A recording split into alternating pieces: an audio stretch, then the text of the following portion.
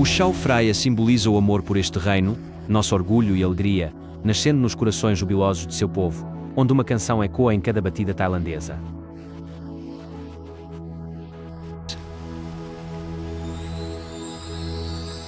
Este verso de Narawat Phongphai Boon expressa a importância do rio Chao Phraya para o povo tailandês.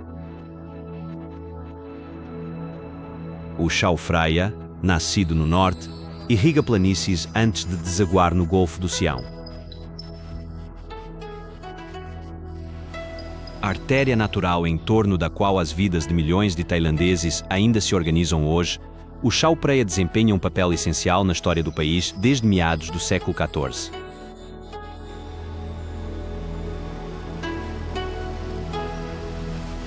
O Chao Phraya foi rota de invasão birmanesa e de conquista siamesa, com 3 capitais em suas margens: Ayutthaya, Thonburi e Bangkok, a metrópole atual com mais de 5 milhões de habitantes.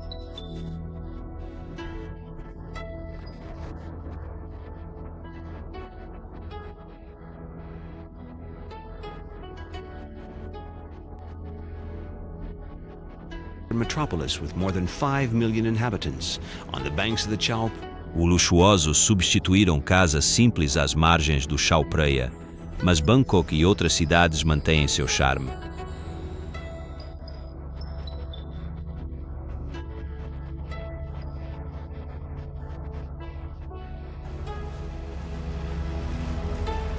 Navegar pelas águas do delta e pelo labirinto de canais que se infiltram no centro da cidade é descobrir todo o charme, exotismo e mistérios do antigo reino do Sião.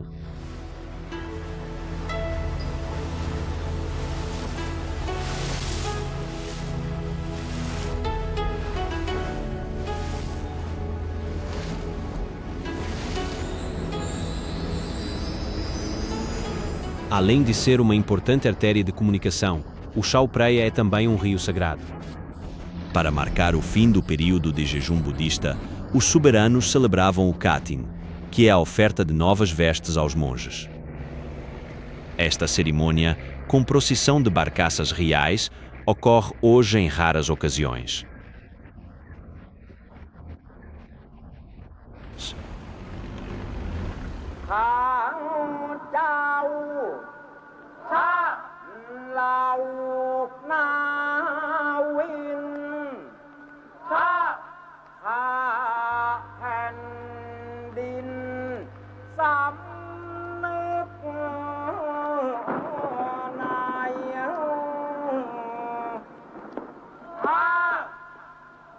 A barcaça real, construída em 1911 pelo rei Ramavi, foi feita de um único tronco de teca com cerca de 40 metros.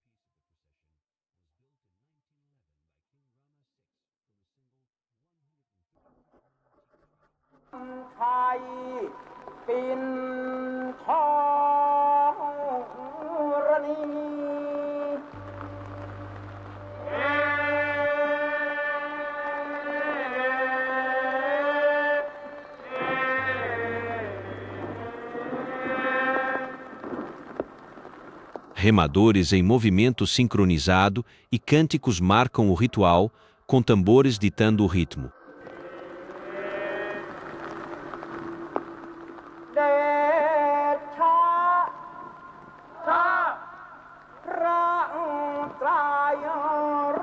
Certas procissões entre o Palácio Real em Watarum, o Templo do Amanhecer, tinham mais de meia milha de comprimento e compreendiam mais de 50 barcaças, acompanhando a barcaça real, cuja proa tem a forma do ança dourado, a ave mítica que servia de montaria para o deus Brahma.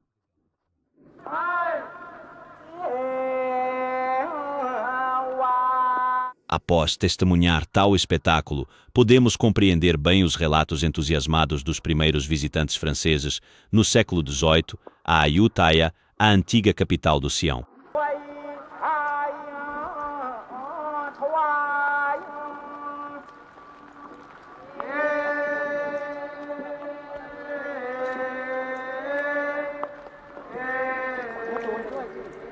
Deixando Bangkok, seguimos na direção de Nakhon Pathom, situada 38 milhas a oeste do delta do Chao Phraya.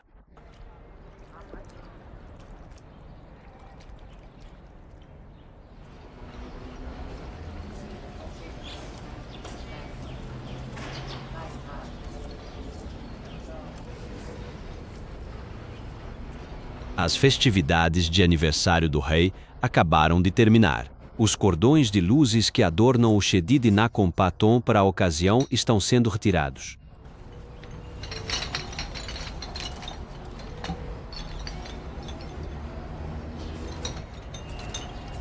O Shedid Nakhon Paton tem 406 pés de altura e é o mais alto do mundo.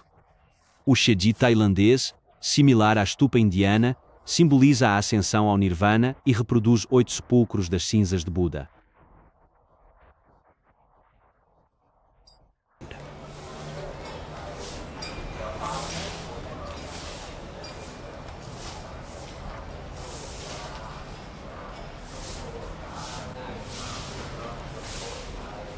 Nakhon Pathom, primeira cidade, é considerada a mais antiga da Tailândia. A região acolheu o budismo nos primeiros séculos.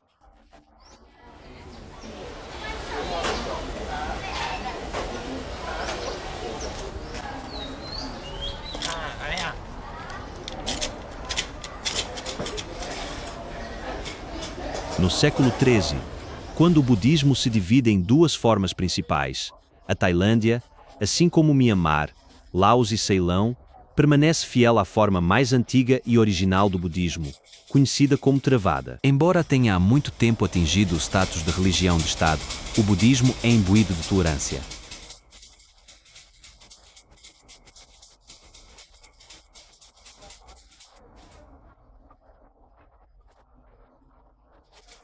Coexistência de ritos brahmanes, influência Khmer e práticas pagãs chinesas, como agitar vela da sorte.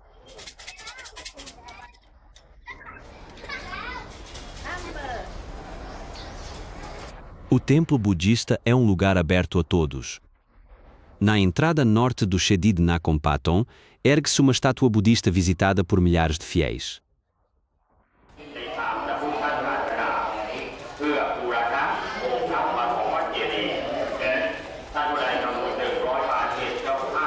Para um tailandês, a visita ao templo é acompanhada por uma oferenda de incensos que simbolizam os perfumes da vida, botões de lótus, que evocam a natureza efêmera da beleza, ou velas, que representam a fragilidade da existência.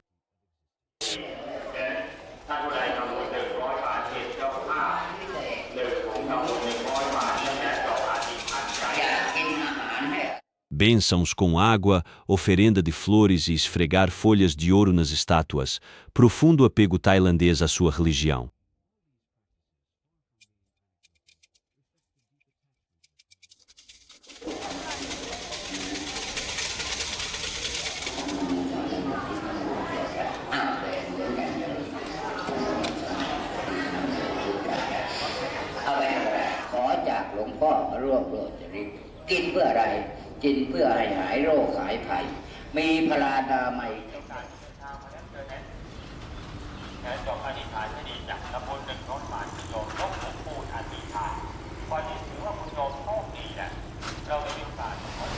Deixamos Nakhon Pathom e nos dirigimos a Damoen Saduak, situado um pouco mais a oeste no delta do Chao Phraya.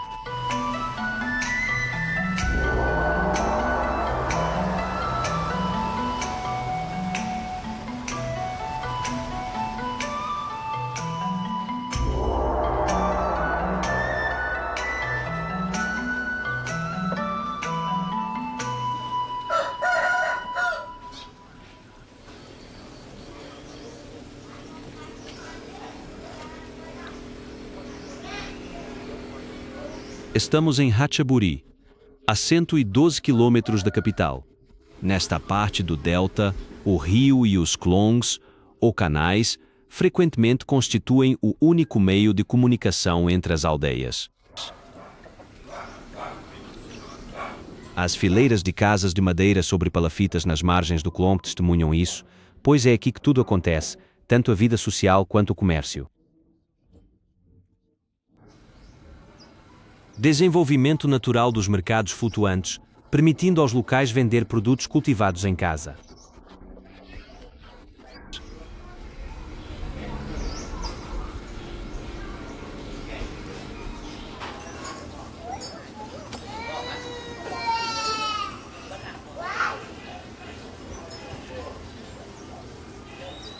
บ้านฉันอยู่บางกะทีค่ะ Eu moro em Banmonte. Levanto 5 horas, preparo minha barcaça. ตัดเรือแล้วก็ออก Saio de casa por 6 volta das 6 horas. Eu parto ao longo do canal e vendo meus produtos pelo caminho. Chego ao mercado às 7h30. Todas as frutas são do meu jardim.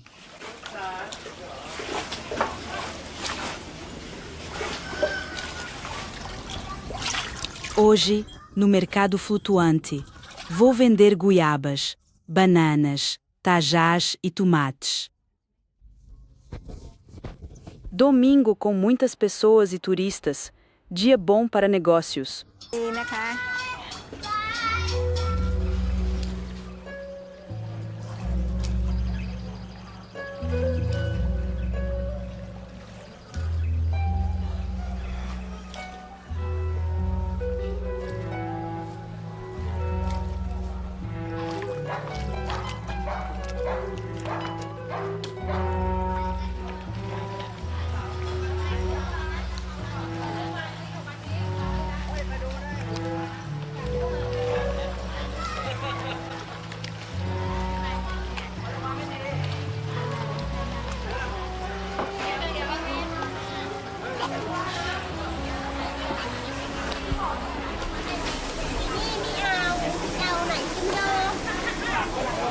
Em sua busca por clientes, Suni desaparece ao longo do canal, remando delicadamente entre os incontáveis pequenos barcos que convergem no estreito Colombo de Dam Nguyen Saduek, que dá nome ao mercado flutuante.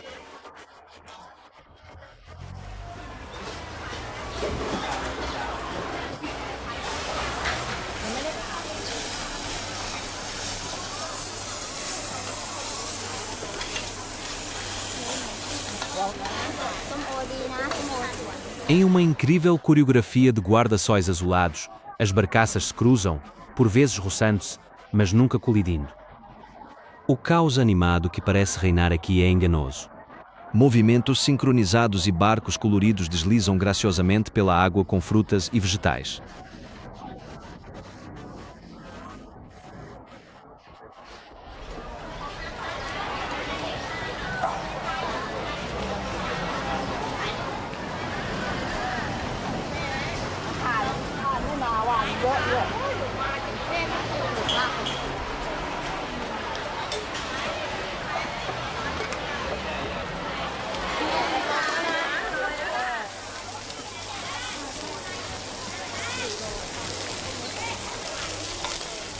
Um oásis no meio do delta. O mercado flutuante de Dam Nguyen Saduak representa um estilo de vida que hoje está ameaçado pela agitação da vizinha Bangkok e pelo seu incessante fluxo de turistas.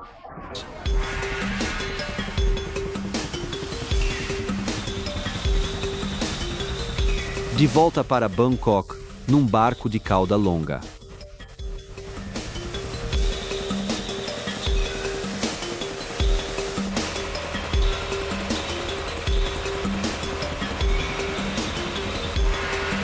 Deixando o Chao Phraya, avançamos por um dos inúmeros canais que irrigam o centro da cidade.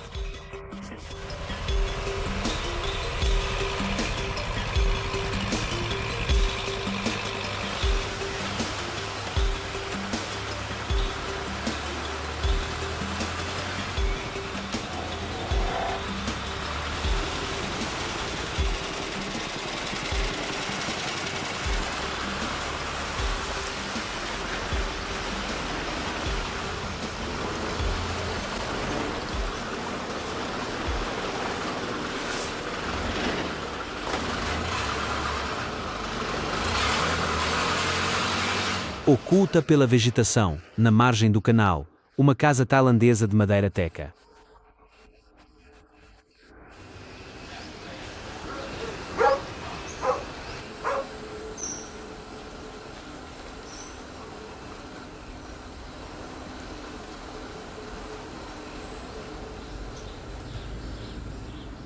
Hóspedes nesta casa de luxo têm decoração elegante e conforto para um motivo especial.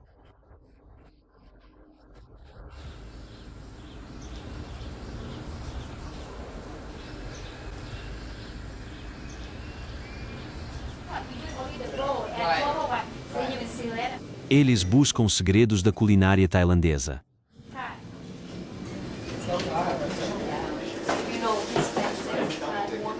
A aula começa com a descrição das especiarias. Introduzidas pelos portugueses no século XVI, especiarias como capim-limão, coentro, tamarindo, gengibre e pimentas são essenciais. Especiarias são escolhidas por sabor e cor. A culinária tailandesa é saborosa e visualmente atraente. Alunos ansiosos para aprender. Eles fazem perguntas e anotam os ingredientes das receitas. Cozido fica branco. Hoje, veremos macarrões tailandeses. Compõem receitas variadas, com almôndegas de peixe, sopas como tom yum, servida ao final, ou com carne de porco.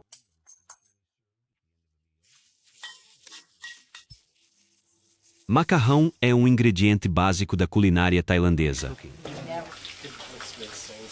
Após o cozimento, vem a degustação, a parte mais agradável do curso para os alunos atentos. E após tudo estar cozido, basta retirá-lo. Inicialmente não planejavam aula de culinária, pois tinham hospedagem com café da manhã. Ao servir a comida caseira aos hóspedes, a ideia das aulas surgiu. Eles adoram, perguntam, o que é isso? Por que o sabor é assim? Por que a cor é assim? Eu os levo à cozinha e mostro os ingredientes. Eles queriam saber cozinhar. Por que não? Já estamos aqui. Depois, eu ensino a cozinhar. É isso, são bons alunos. Somos bons alunos. Se sim, daremos cerveja. Vibraremos se disser sim.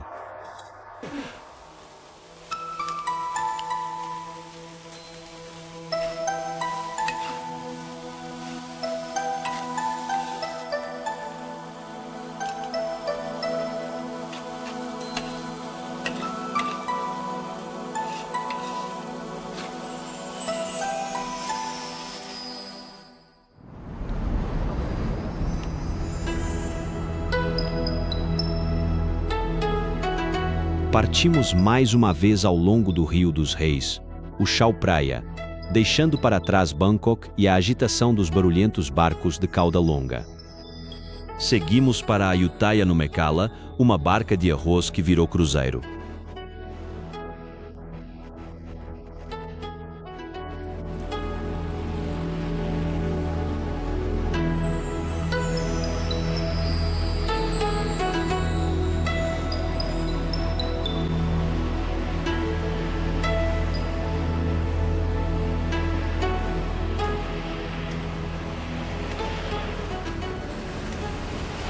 No comando do Mekhala, o capitão Shankar observa as numerosas embarcações que vão e vêm ao longo do rio.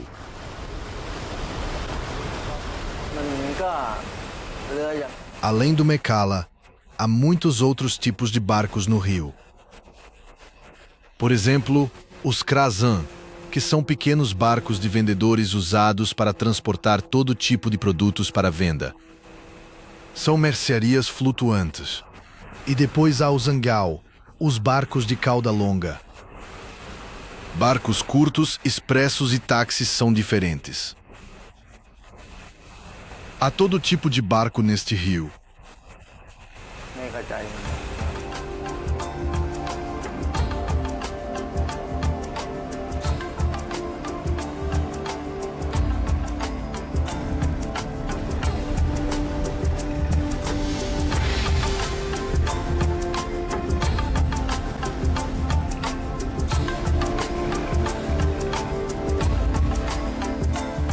The Mekhala leaves the outer suburbs of Bangkok.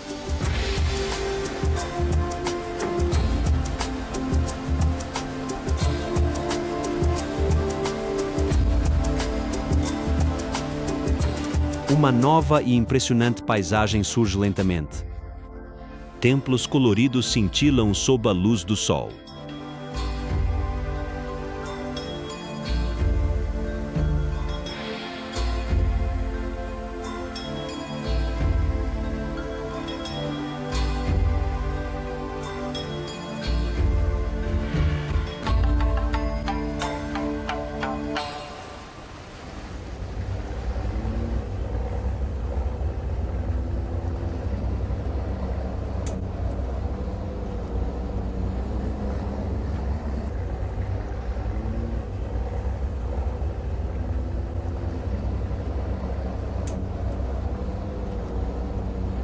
Luz suave envolve a embarcação ao navegar no antigo e inclinado Chedi.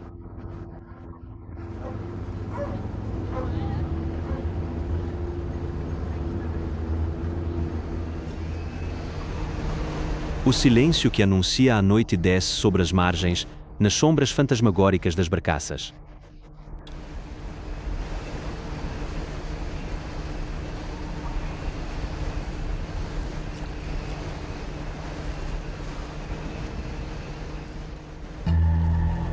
Ao pôr do sol, a superfície do rio sagrado cintila em seu reflexo dourado.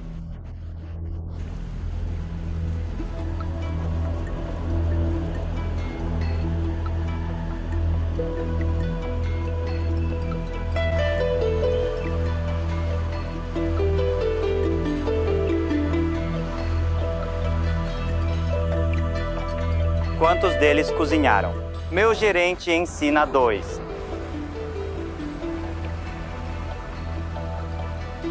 Qual é a sua função? Veja bem, eu sou o mestre deste barco e preciso cuidar de tudo aqui dentro. Controlar tripulação e cozinhar para passageiros.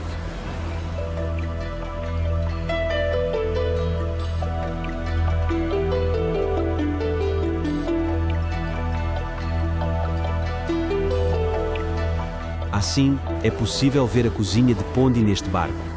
É uma cozinha aberta, pois a culinária tailandesa, quando preparada, exala um cheiro forte. Vento dispersa cheiro da cozinha. Qual carne cozinha? Para os pratos tailandeses, preparo uma sopa picante de camarão azul, caril verde com frango, carne bovina frita com sal e carne de porco frita com vegetais. Serei também o responsável por servir a refeição.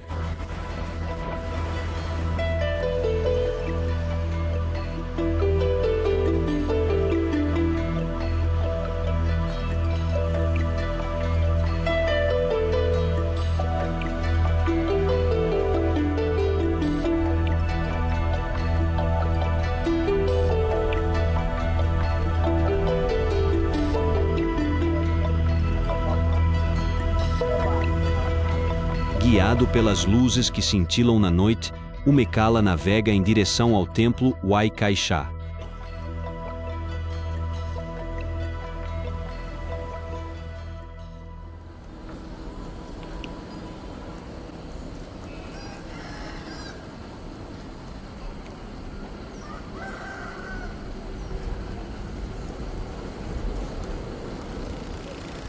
Ao amanhecer, quando o rio começa a ganhar vida novamente, os monges aqui em Wai Kai Shia já estão acordados há muito tempo.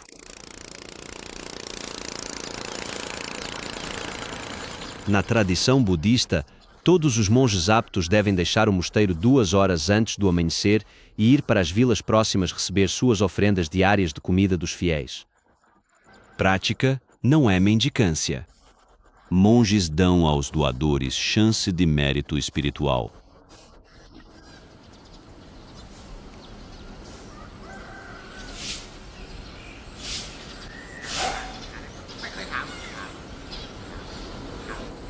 Passageiros de barcaça visitam o mosteiro.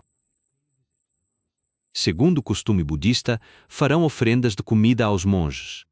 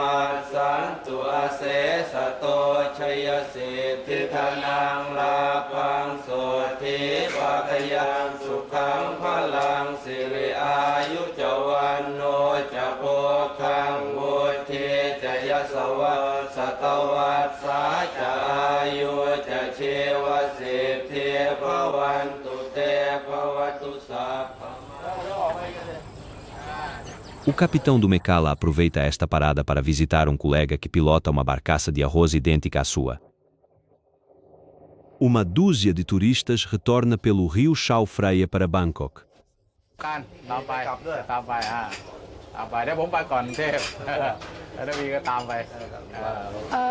O que eu realmente gostaria de mostrar aos turistas e visitantes que vêm à Tailândia é o modo de vida do povo tailandês e a beleza da paisagem natural daqui.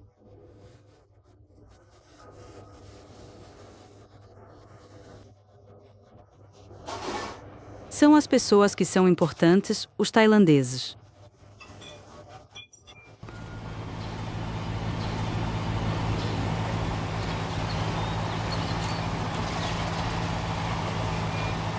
Enquanto a outra barcaça parte em direção a Bangkok, o capitão do Mekala, por sua vez, visita o mosteiro para fazer a oferenda tradicional.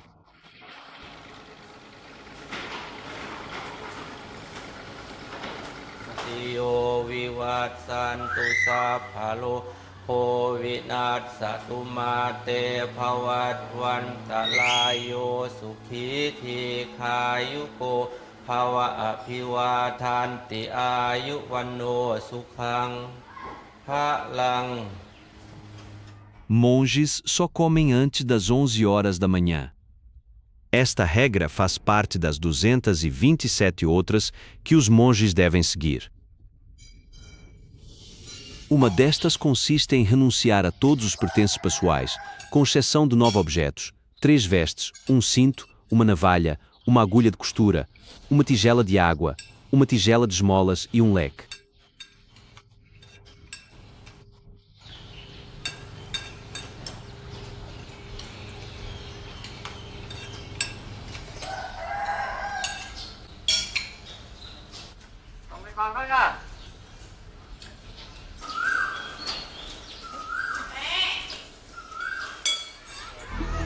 O Mekala, por sua vez, deixa Wat Kai Chai e continua sua rota para o norte, na direção de Bang Pa-Yen.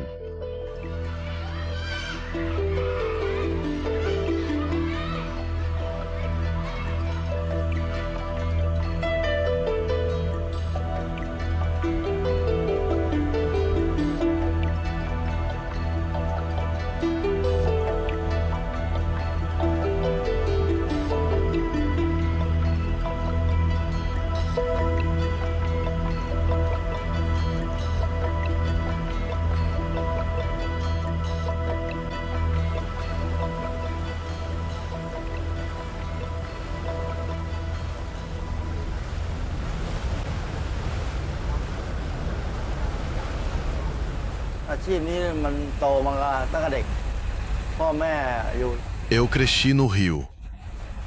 Meus pais tinham barco. Quando eles morreram, continuei trabalhando no barco e começamos a transportar arroz.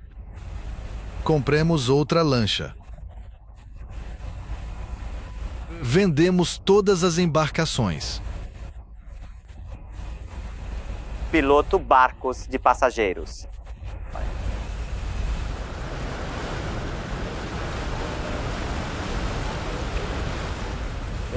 Se um dia eu pudesse ser dono de um barco novamente, gostaria de ter um barco-táxi, um rebocador como aquele, pois assim é possível ter a família por perto, viver e trabalhar juntos e, acima de tudo, ser independente.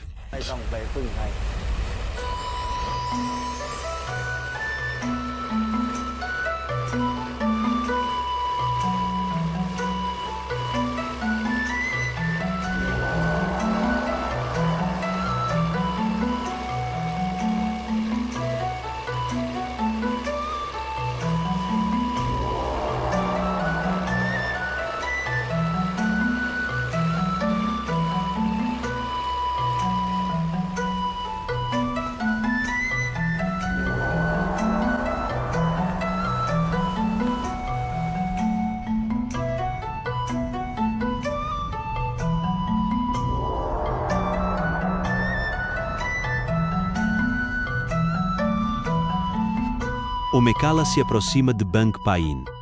É aqui, na margem do rio Chao Phraya, que o rei Hasat Tong construiu seu palácio de verão no século XVII.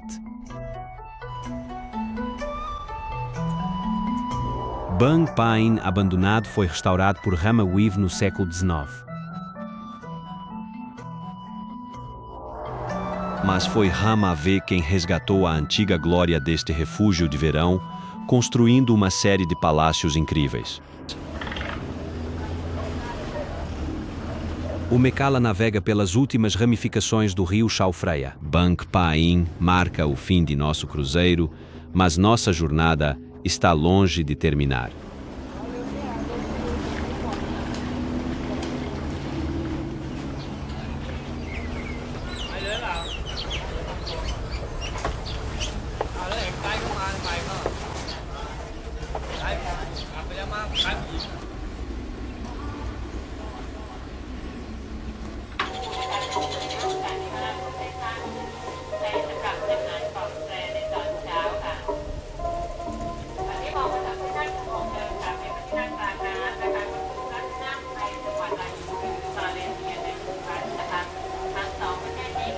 Seja um palácio em estilo renascentista italiano ou um pavilhão típico tailandês, os edifícios erguidos por Rama V são uma surpreendente exibição de ecletismo arquitetônico.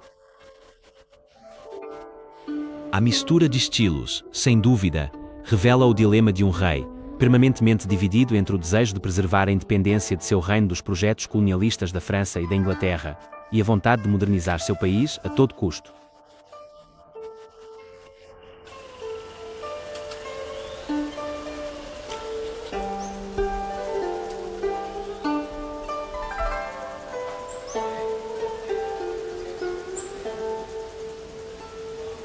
Talvez a única exceção neste conjunto barroco seja o pavilhão em estilo chinês que o soberano ocupava durante seu retiro de verão em Bang Pa-in.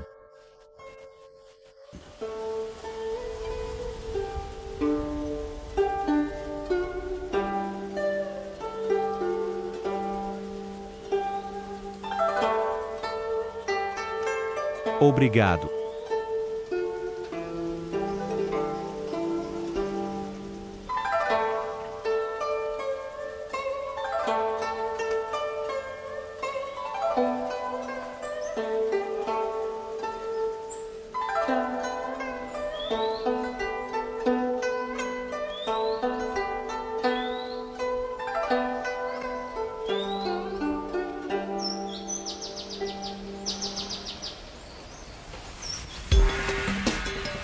Barco navega pelo Chao Phraya para Ayutthaya, antiga capital do Sião.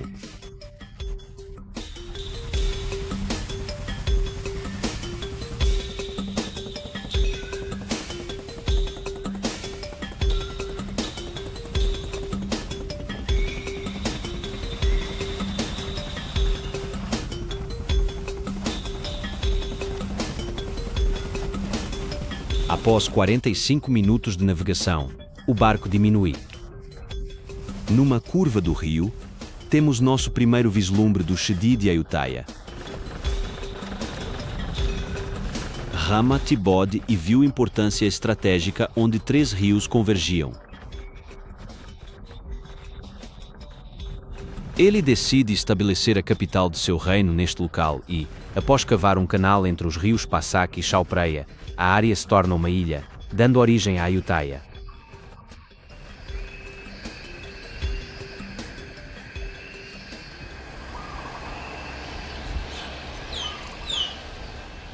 Ayutthaya, século XVI, cidade linda, 1 milhão de habitantes, maior que Londres e Paris. Com seu pran, um santuário em forma de torre, simbolizando o Monte Meru, o eixo do mundo segundo a cosmologia hindu, o Wat Shaiwatanaram, é um modelo do templo de Angkor.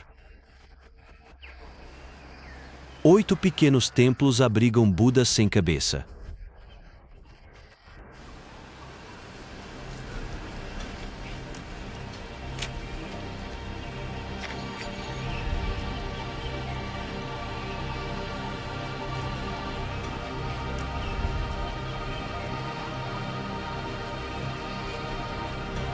No centro da ilha, o templo Phric Sanfet, com seus 3 Chedis intactos contendo as cinzas de 3 soberanos de Ayutthaya, evoca para nós o esplendor passado da cidade, conforme descrito pelo abade de Shuaizi, que esteve aqui em 1741. Muitas vezes, parei para admirar esta grande e forte cidade, situada em uma ilha ao redor da qual corre um rio com 3 vezes a largura do Sena. Ali navegavam navios da França, Inglaterra, Holanda, China e Japão, enquanto inúmeros barcos e barcaças douradas, movidos por 60 homens, iam e vinham. As ruas são vielas de água corrente, o horizonte é formado por árvores altas, acima das quais são visíveis as brilhantes torres e pirâmides das pagodas. Nunca vi uma cena mais encantadora. Ayutthaya, devastada em 1767, terminava sua glória, enquanto Bangkok iniciara a sua.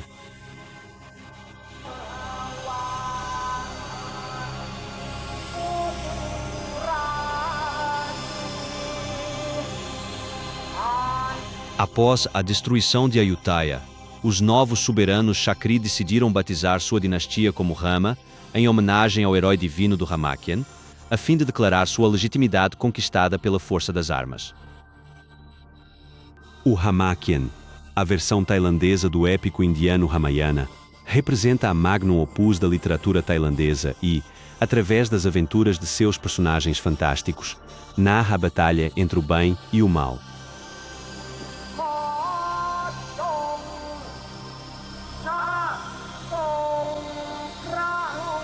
Transmitidas pela tradição oral de geração em geração, essas histórias são escritas, como quadrinhos, nas paredes de todos os templos da Tailândia, em particular nos de Bangkok.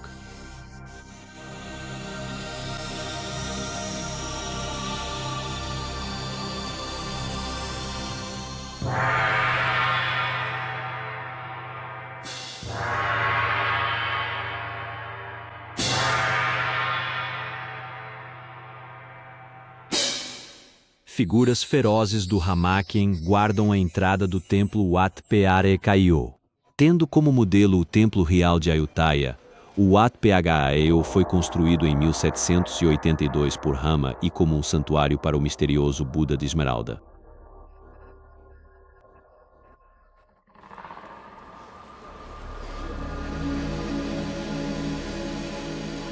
Esta estátua, esculpida em um bloco de jade, é o objeto mais sagrado da Tailândia e, desde o século XV, acredita-se que exerça uma influência benéfica direta sobre o bem-estar da nação. Em 1778, o general Chakri tomou o Buda, que esteve no Laos por 250 anos.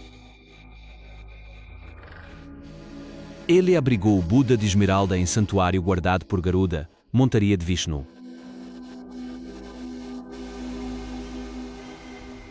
Discovering the Wat Phra Kaeo is to enter a dazzling world of multicolored tiles and gilded spires, peopled with strange deities such as the Kinadi, the female bird humans, taken from the Hindu or Buddhist mythology.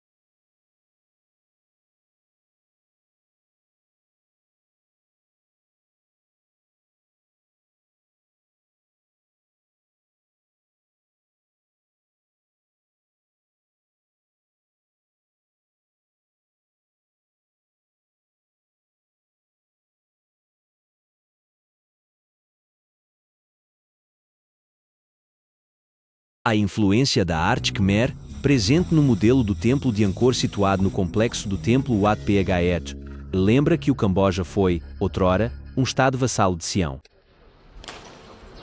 Seguindo o exemplo de Ayutthaya, Rama decide cavar um canal em uma das curvas do rio Chao Phraya. Nesta ilha, ele constrói o templo do Buda de Esmeralda. Seu palácio real é imponente. Edifícios neoclássicos do final do século XIX refletem influência ocidental.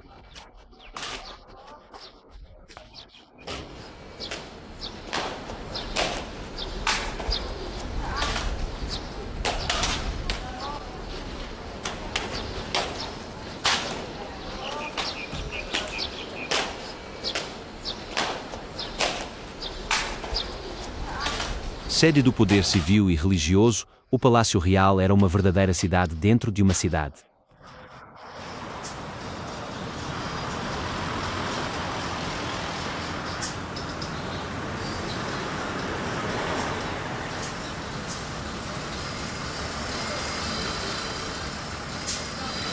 Uma vez fora da zona histórica, descobrimos um aspecto completamente diferente de Bangkok, a sua vida nas ruas.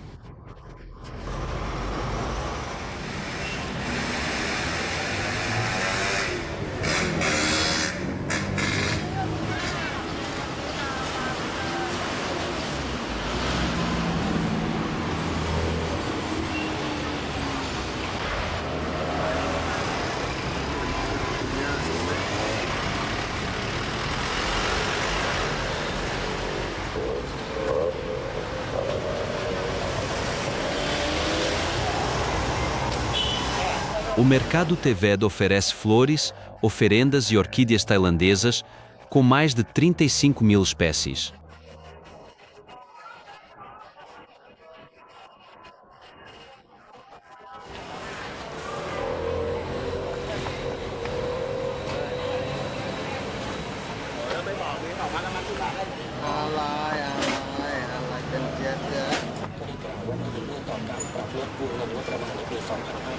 Na expressão de seu gosto pela decoração e inato senso de requinte, a imaginação dos tailandeses não conhece limites. Em mercados cobertos, vendem flores naturais e artificiais, feitas de troncos de bananeira.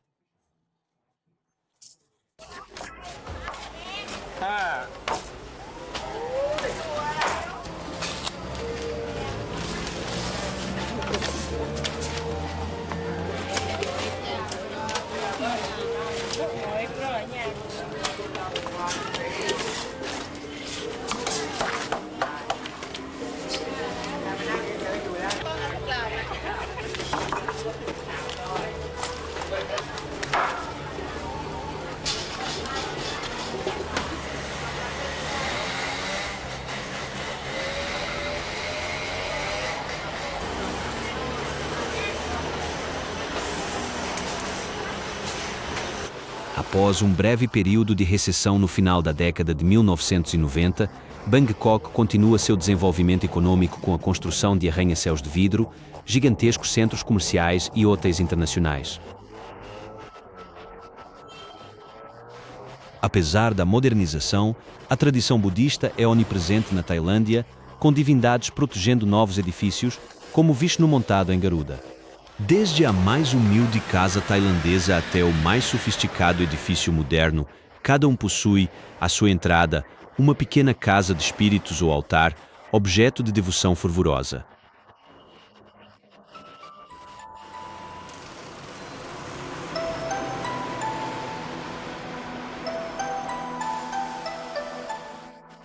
Hospitalidade, amizade e requinte, longe de serem palavras vazias destinadas a atrair turistas, são qualidades reais do povo tailandês e são expressas através de antigas tradições, como a escultura de frutas exóticas.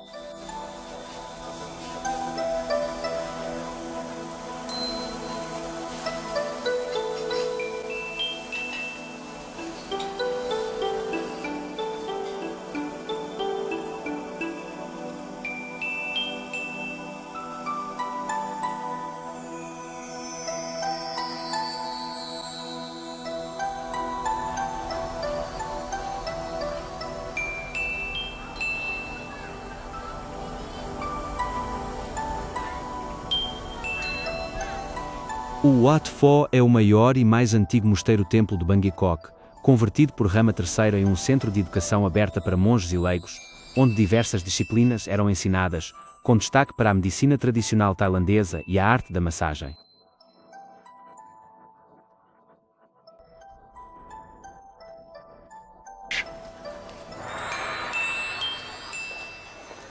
Os fundamentos da medicina tradicional tailandesa estão em Wat Pho, tendo sido compilados durante a fundação de Bangkok. E aqui temos inscrições em pedra sobre a massagem tailandesa e os pontos de aplicação da massagem em Wat Pho. Assim, Nos últimos 40 anos, os abades de Wat Pho estabeleceram uma escola de massagem aqui. E para a medicina tailandesa, é preciso tratar o corpo inteiro, pois os seres humanos são compostos por 4 elementos.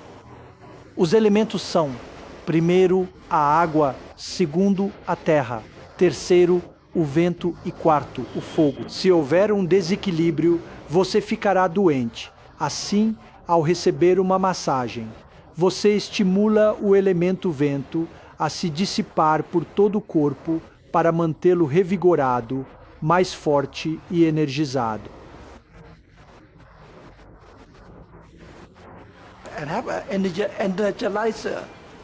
O povo tailandês usa a massagem para curar doenças desde os tempos antigos até hoje. As pinturas de massagem em Wat Phago são o principal pilar da educação desta técnica. Selecionamos partes dessas pinturas de massagem para criar um método de ensino.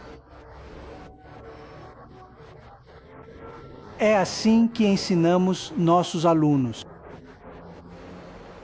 Até agora, mais de 30 mil alunos concluíram com sucesso o curso de massagem.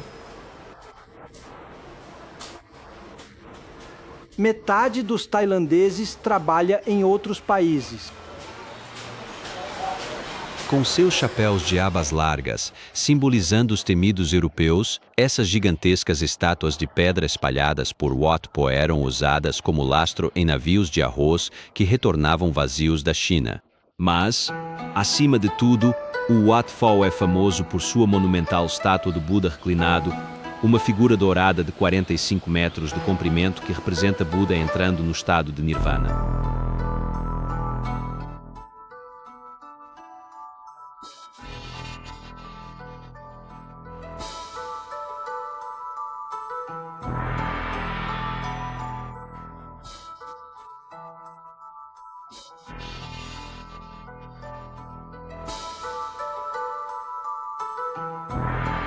Os ornamentos de madrepérola nas solas de seus pés representam os 108 atributos que diferenciam um Buda de meros mortais.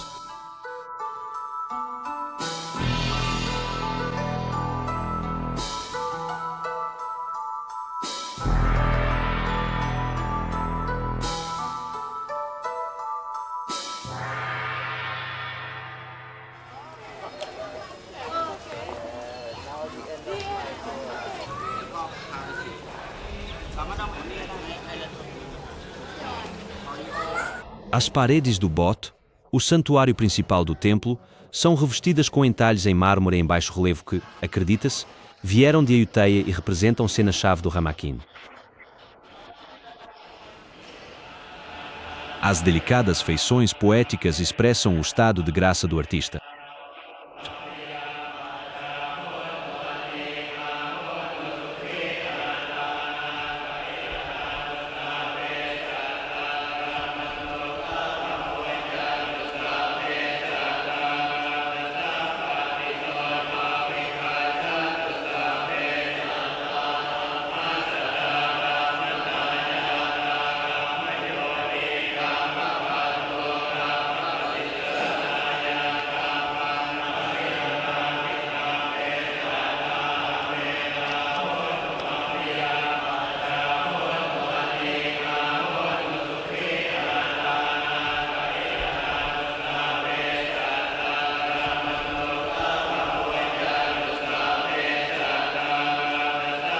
Um coro entoa suas vozes.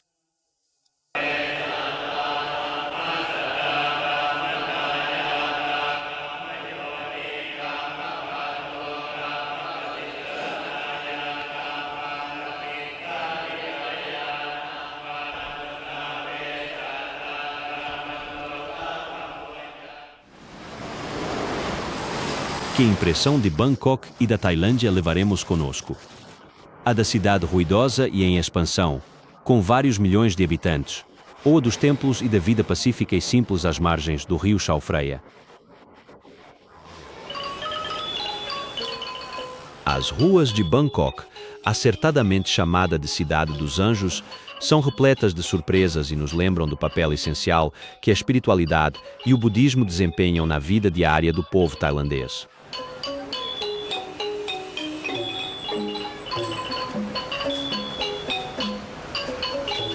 Até o templo mais humilde recebe oferendas diárias dos fiéis. Os monges viajam de vila em vila, recebendo, como direito natural, doações de comida dos habitantes. De fato, cada tailandês tem o dever espiritual de, em algum momento de sua vida, recolher-se a um monastério por várias semanas ou até meses.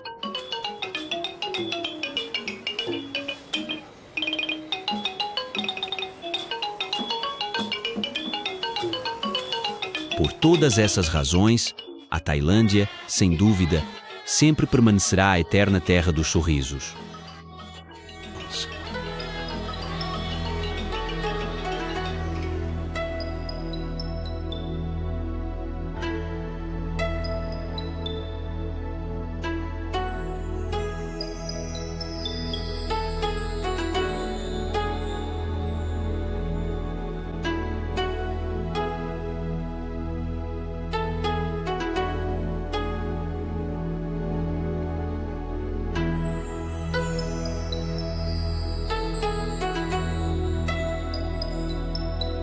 Obrigado.